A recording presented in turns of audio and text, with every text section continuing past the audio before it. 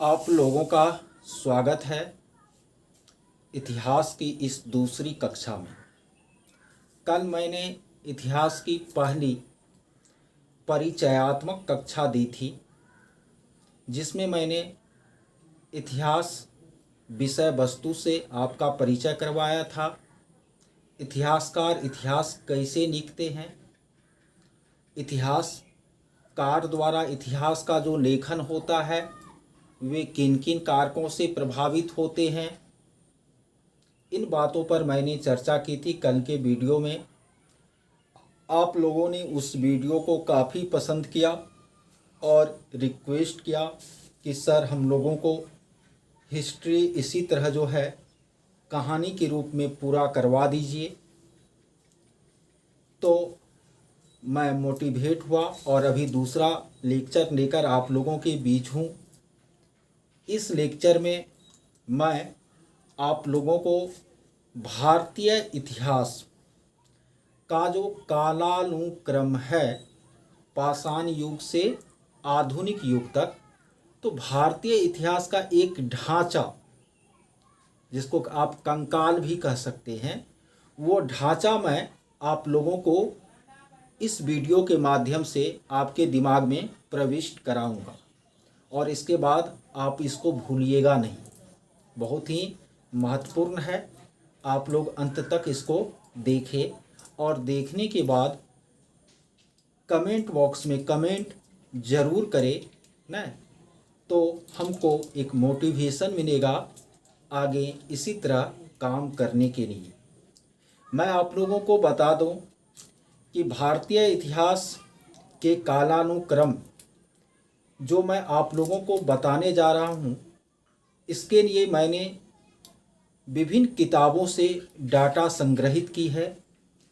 NCERT की जो old book है रोमिला थापर के द्वारा वर्ग 6 के लिए लिखी गई, मैंने उसका स्टडी किया इस वीडियो को बनाने से पहले। वर्तमान में NCERT की जो किताब है उसके वर्ग 11 और वर्ग 6 का स्टडी किया प्राचीन इतिहास के बारे में आप लोगों को बताने के लिए। साथ ही साथ यूनिक सामान्य ज्ञान जो है ये आप लोग देख रहे हैं, मैंने इसका भी स्टडी किया और इसके बाद मैं एक शोधित वीडियो ना आप लोगों को दे रहा हूँ। ठीक है, सबसे पहले आप लोग ये बात समझ लीजिए कि भारत का जो इतिहास है उनको 3 भागों में बांटा गया है। एक प्राक इतिहास, दूसरा आद्य इतिहास और तीसरा लिखित इतिहास। फिर लिखित इतिहास का 3 खंड है, प्राचीन भारत का इतिहास, मध्यकालीन भारत का इतिहास और आधुनिक भारत का इतिहास। ठीक है, यानी आपको भारतीय इतिहास यदि पढ़ना है और इसका मोटी आपको वर्गीकरण जानना है तो 3 मुख्य इसके वर्ग इतिहासकारों ने बताए हैं। एक आपको प्रागैतिहास या प्राक इतिहास, प्री हिस्टोरिक एज, दूसरा आद्य इतिहास, अर्ली हिस्टोरिक एज, और तीसरा आपको लिखित इतिहास न, या इसको केवल हम हिस्टोरिक एज के नाम से भी जान सकते हैं। इसका फिर 3 खंड है। एक है आपको प्राचीन भारत का इतिहास, दूसरा है आपको मध्यकालीन भारत का इतिहास और तीसरा है आपको आधुनिक भारत का इतिहास। देखिए, प्रागैतिहास जो है उस कालखंड को कहा जाता है जिसका लिखित विवरण उपलब्ध नहीं है।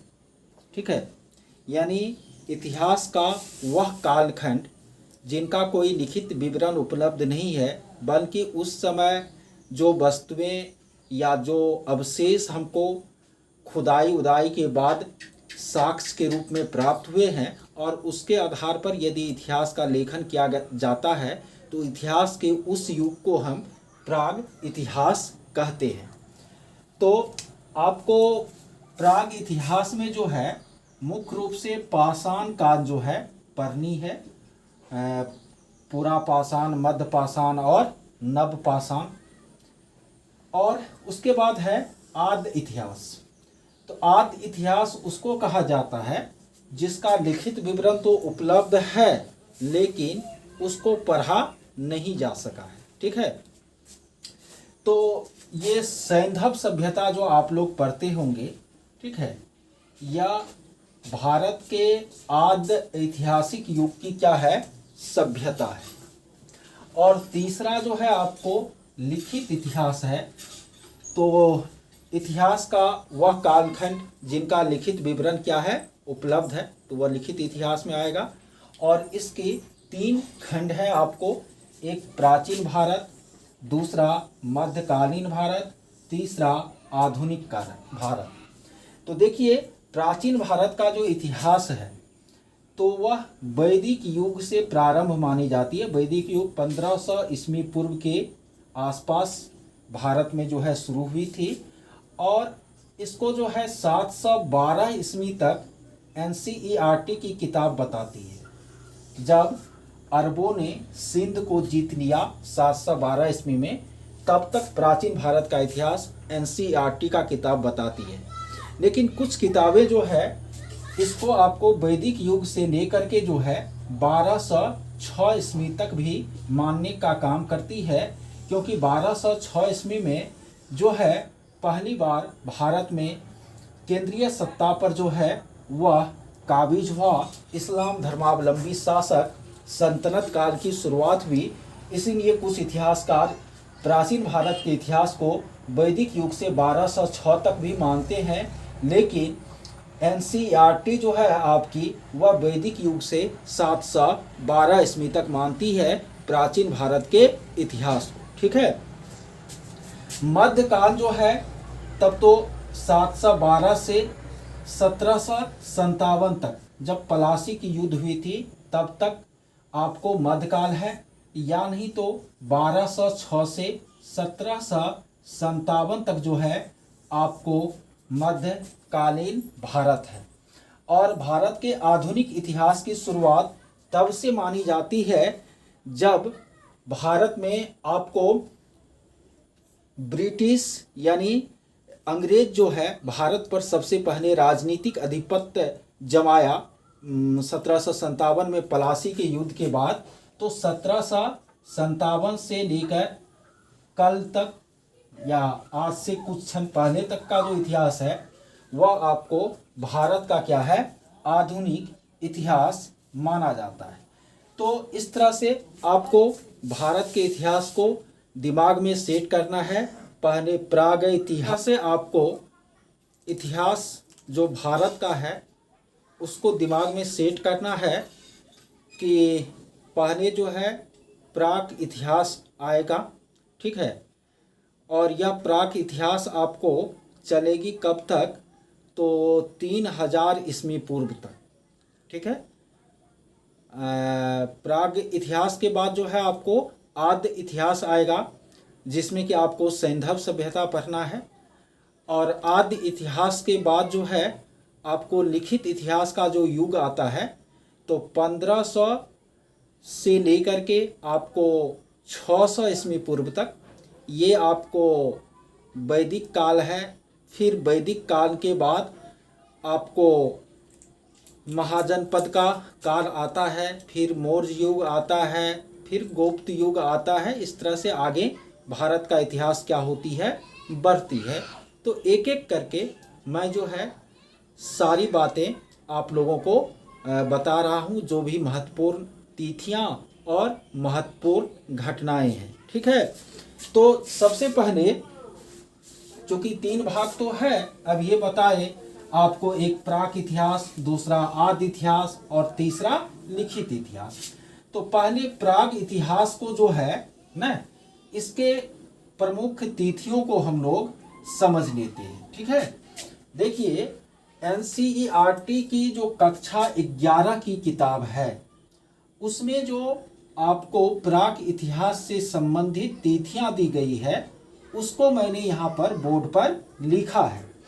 तो हो सकता है कि आप अदर यदि बुक पढ़िएगा, ठीक है, तो इसमें इन तिथियों में आपको हेर फेर जो है दिखलाई पड़ेगा। यहीं पर मेरे पास यूनिक की जो किताब है उसमें कुछ अलग तिथियां हैं। चूंकि होता क्या है आपको, तो प्राक इतिहास तो उस समय जो अवशेष मिला उसके रेडियो डेटिंग के आधार पर जो है वो समय का निर्धारण होता है, और प्राक इतिहास जो है वह अनुमानों पर आधारित इतिहास हुआ करती है, क्योंकि उसका कोई लिखित विवरण तो है नहीं। तो सब इतिहासकार अपने अपने तरीके से इसको वर्गीकृत करने का या इसके समय को निर्धारित करने का काम किए हैं। तो यहाँ कन्फ्यूजन थोड़ा सा बढ़ जाता है। तो एज ए कॉम्पिटिटिव स्टूडेंट आपको कन्फ्यूजन में नहीं रहना है। आपको जो है एनसीईआरटी, चूँकि वह मानक किताब है अभी पूरे भारत में, तो उसका जो डाटा है ना, तो उसी को हम लोग याद रखेंगे।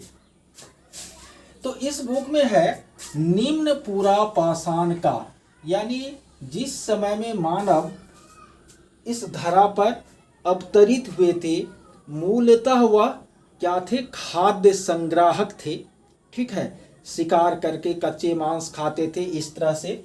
तो निम्न पूरा पाषाण काल का जो समय है वह आपको एनसीईआरटी बुक में लिखी गई है वर्तमान से 20 लाख वर्ष पूर्व। बाप रे, वर्तमान से 20 लाख वर्ष पूर्व। उसके बाद मध्य पूरा पाषाण काल का समय उसमें लिखा गया है वर्तमान से 80,000 वर्ष पूर्व। उच्च पूरा पाषाण काल का समय लिखा गया है वर्तमान से 35,000 वर्ष पूर्व। तो आप लोग सीधा ये भी दिमाग रख सकते हैं कि पाषाण काल जो है उसका मुख्य रूप से आपको, या प्राक इतिहास उसी को कहते हैं पाषाणी काल को, तो उसका आपको 4 खंड है। एक है पूरा पाषाण, दूसरा है मध्य पाषाण, तीसरा है नव पाषाण और चौथा है ताम्र पाषाण।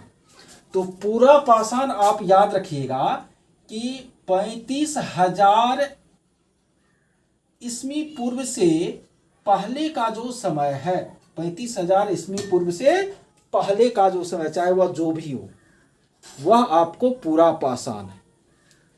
उसके बाद 35,000 के बाद 12,000 ईस्वी पूर्व तक का जो समय है, यहाँ लिखा हुआ है 12,000 वर्ष पहले, तो 35,000 से 12,000 वर्ष तक का जो समय है उसको आपको मध्य पाषाण काल के रूप में क्या रखनी है, याद रखनी है।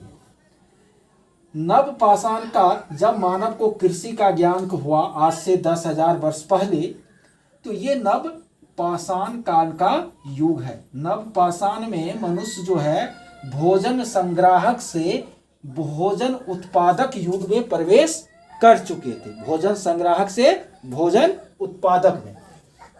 तो ये नव पाषाण हो गया। उसके बाद एक आपको ताम्र पाषाण युग भी है, जो 10,000 के बाद सिंधु घाटी सभ्यता जो कि 2500 ईस्वी पूर्व के आसपास विकसित हुई थी, उससे पहले का समय है आपको ताम्र पाषाण, क्योंकि इस युग में मानव तांबे से क्या हो गया था, परिचित हो गया था। तो याद रखना है पूरा पाषाण कब से कब तक, तो जब से हो शुरू से 35,000 वर्ष पहले तक। उसके बाद आपको मध्य पाषाण 35 से 12,000 वर्ष पहले तक। उसके बाद नव पाषाण 10,000 के आसपास। उसके बाद ताम्र पाषाण 10,000 के बाद, ईस्वी पूर्व तो घटते क्रम में आता है ना, उनके बाद आपको पाषाण खत्म, यानी प्रागैतिहासिक युग खत्म। इसके बारे में फिर हम विस्तृत रूप से पढ़ेंगे, अभी केवल एक ढांचा आपके दिमाग में दे रहे हैं, ठीक है। उसके बाद है हड़प्पा सभ्यता। अब हड़प्पा सभ्यता जानते हैं 1920 में हड़प्पा सभ्यता की खोज हुई थी। तो उससे पहले ऐसा माना जाता था कि भारत का इतिहास जो है वह व्यवस्थित रूप से वैदिक युग से शुरू होता था।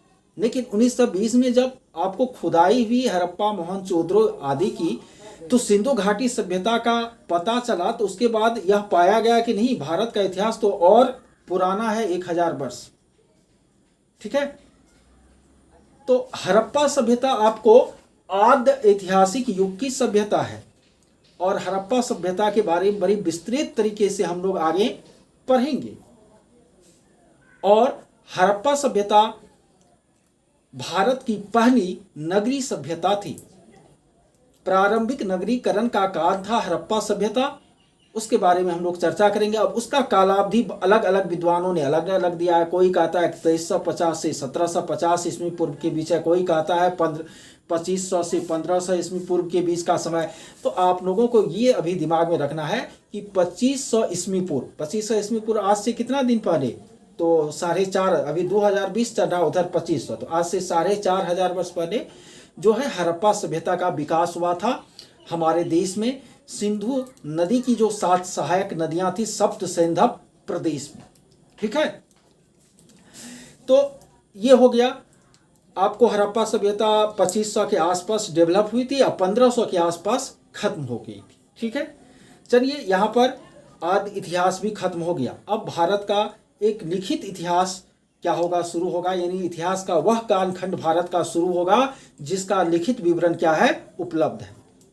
तो इसमें आपको हम अभी बताए थे कि क्या सब पढ़ना है, तो प्राचीन भारत पढ़ना है, मध्यकालीन भारत पढ़ना है, और आधुनिक भारत आप लोगों को क्या करनी है, पढ़नी है। ठीक है, तो प्राचीन भारत का हम लोग जो विस्तार से क्या करेंगे, स्टडी करेंगे, तो उसमें जो घटनाएं हम लोग पढ़ेंगे ना प्रमुख, तो उसको मैं बता देता हूं आप लोगों को। आप लोग बोर्ड पर लिखा हुआ देख रहे हैं, प्राचीन भारत में सबसे पहले आपको वैदिक युग क्या करना है, पढ़ना है। ठीक है, प्राचीन भारत में सबसे पहले क्या पढ़नी है, वैदिक युग पढ़नी है। वैदिक युग का जो समय है वह 1500 ईस्वी पूर्व, यानी आज से 3500 साल पहले से 600 ईस्वी पूर्व के बीच आपको वैदिक युग का समय है, जिसमें कि आपको वैदिक युग को 2 भाग में बांटा गया है, एक ऋग्वैदिक में और दूसरा उत्तर वैदिक में। तो ऋग्वैदिक का समय है 1500 से ईस्वी पूर्व से 1000 ईस्वी पूर्व, और उत्तर वैदिक का समय है 1000 ईस्वी पूर्व से 600 ईस्वी पूर्व के बीच। तो चूंकि इस कालखंड में जो भी घटनाएं हम पढ़ते हैं उनका उल्लेख हमें वेदों में मिलता है, तो इसलिए इसको वैदिक युग के नाम से जाना जाता है। वैदिक युग पढ़ने के बाद प्राचीन भारत में हम लोग पढ़ेंगे दूसरा कालखंड, जो कि 600 ईस्वी पूर्व से 400 ईस्वी पूर्व के बीच का है। उत्तर वैदिक काल के बाद 600 ईस्वी पूर्व से 400 ईस्वी पूर्व के बीच का है। तो इस कालखंड में हम लोग जो है पढ़ेंगे भारत में महाजन पदों का जो उदय हुआ, 16 महाजन पद आप सुने होंगे। इसी तरह जैन धर्म, बौद्ध धर्म, मगध एक बड़े महाजन पद के रूप में उभरा, और वहाँ जो बिंबिसार ने अपनी सत्ता स्थापित की, उसका जो बेटा अजातशत्रु सत्ता पर बैठा। तो ये सारी बातें हम लोग 600 ईस्वी पूर्व से 400 ईस्वी पूर्व के बीच पढ़ेंगे। ठीक है, इसके बाद आएगा आपको मौर्य युग। प्राचीन भारत में 1500 से 600 वैदिक युग हो गया, 600 से 400 महाजन पद का युग हो गया, जिसमें कि जैन, बौद्ध है, वो सब सारा बात पढ़ना है।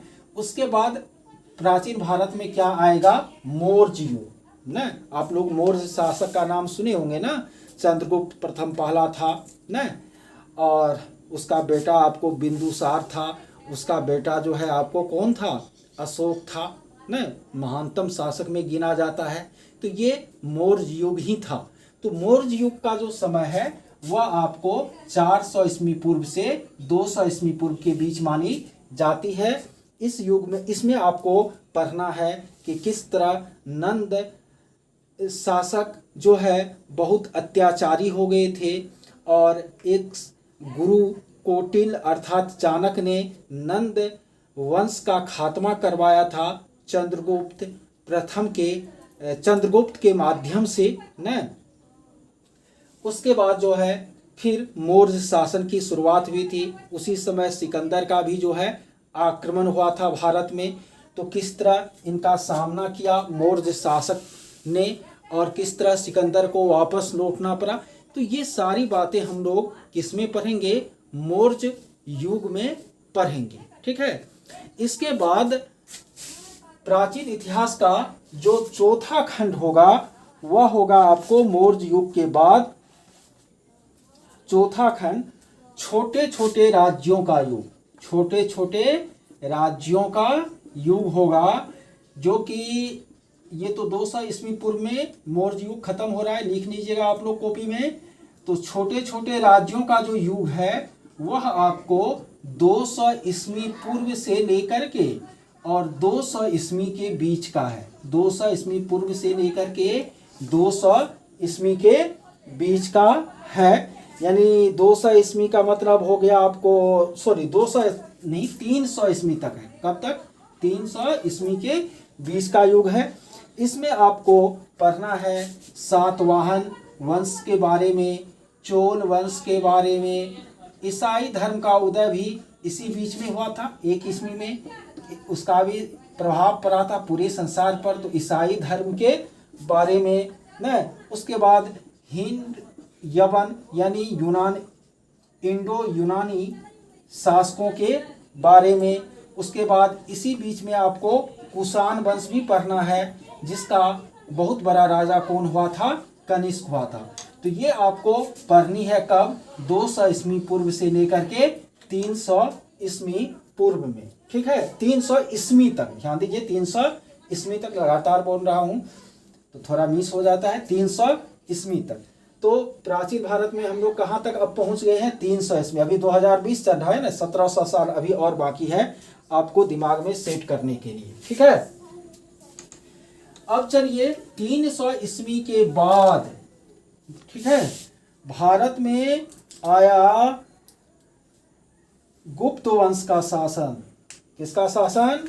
गुप्त वंश का। 320 में गुप्त वंश की स्थापना की थी आपको श्री गुप्त ने न। तो गुप्त वंश आपको कब से कब तक है? तो 300 ईस्वी के बाद यानी 320 में तो इस वंश की स्थापना ही हुई थी और 500 तक, 300 से 500 ये 200 वर्ष जो है वह गुप्त वंश का है, जिसमें कि आपको समुद्रगुप्त जो है बहुत ही प्रतापी शासक हुआ था। ठीक है, भारत का नेपोलियन भी समुद्रगुप्त को कहा जाता है। अब फिर गुप्त वंश का भी खात्मा हुआ। उत्थान और पतन संसार का नियम है।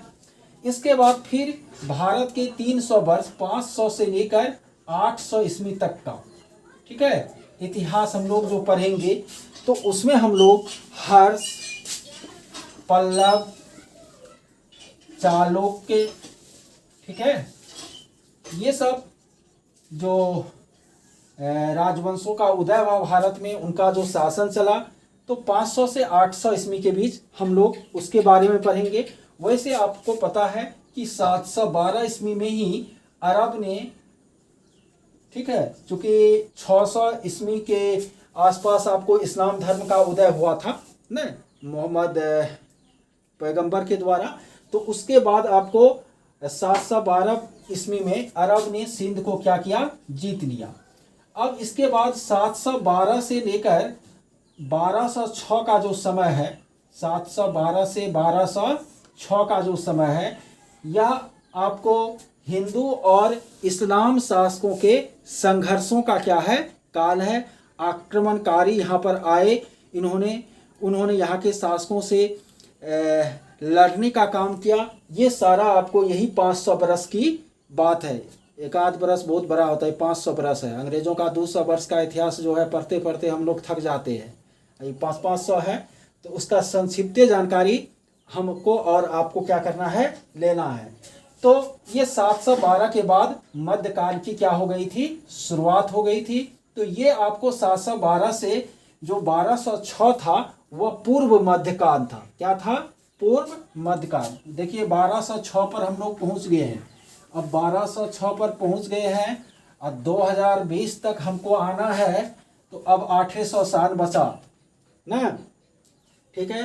अब 1206 से लेकर 1200, स्केचो आज गड़बड़ हो रहा है, 1206 ईस्वी से लेकर 1526 ईस्वी का जो समय है वह सल्तनत काल है।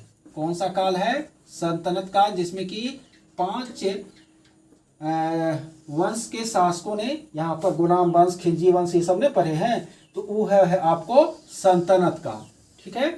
उसके बाद फिर 1526 से ईस्वी से लेकर के 1757 ईस्वी तक का जो समय है वह है आपको मुगल काल, ठीक है। वैसे औरंगजेब की मृत्यु जब 1707 में हो गई थी, उसी के बाद मुगल जो है यहाँ पर कमजोर होना शुरू हो गया था। 1757 में पहली बार पलासी के युद्ध के द्वारा अंग्रेजों ने यहाँ पर राजनीतिक अधिपत्य स्थापित किया बंगाल राज्य पर।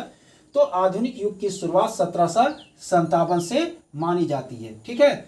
उसके बाद आधुनिक युग शुरू हुआ, मध्यकाल 1757 में खत्म हो गया।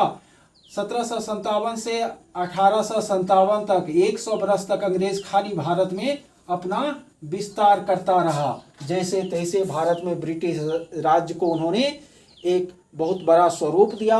उसके बाद 1857 में पहली बार विद्रोह हुआ, ठीक है। इस विद्रोह के बाद अंग्रेजों ने विस्तार नीति को त्याग दिया और उसके बाद जितना शासन था उसी को अच्छा से चलाना शुरू किया।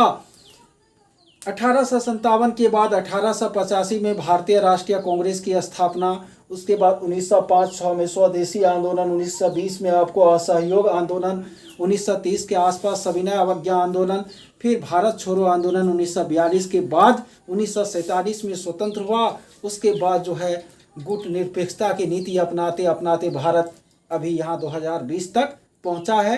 तो यही भारत के इतिहास के कालानुक्रम है, मोटा मोटी तौर पर प्रागैतिहासिक युग से लेकर अभी तक का। याद रखिएगा, आपको प्राग इतिहास में इतना याद रखिएगा कंक्लूजन में कि शुरुआत से लेकर 35,000 वर्ष पूर्व का जो समय है वह है आपको पूरा पाषाण काल। 35,000 वर्ष पूर्व से आपको 12,000 वर्ष पूर्व का जो समय है एनसीईआरटी के अनुसार वह मध्य पाषाण है। 10,000 ईस्वी पूर्व के आसपास का जो समय है वह नव पाषाण है। उसके बाद 10,000 से आपको 3,000 के बीच का जो समय है वह ताम्र पाषाण है। उसके बाद 2500 ईस्वी पूर्व के आसपास 1500 ईस्वी पूर्व तक आपको सिंधु घाटी सभ्यता पढ़ना है। उसके बाद 1500 से 1000 ऋग्वैदिक कालीन युग है।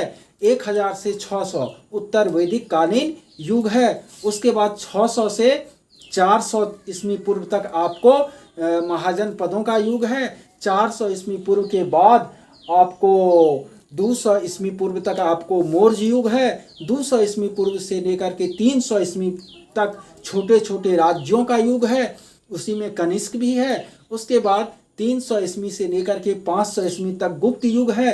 500 से 800 तक आपको फिर छोटे छोटे राज्यों का युग है।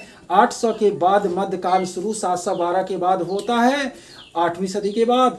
और इसके बाद जो आपको 17वीं सदी तक 18वीं सदी तक है, यानी 1757 तक, वो भारत का मध्यकाल है, जिसमें कि आपको भारत में मुस्लिम धर्मावलंबी शासकों का वर्चस्व रहा।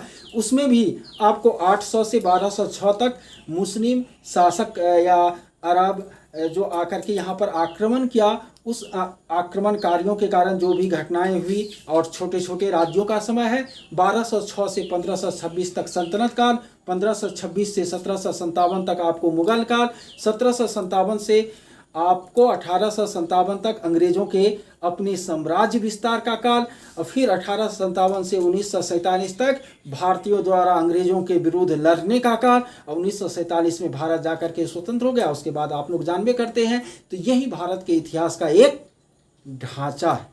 कैसा लगा यह लेक्चर जरूर कमेंट कीजिएगा। धन्यवाद।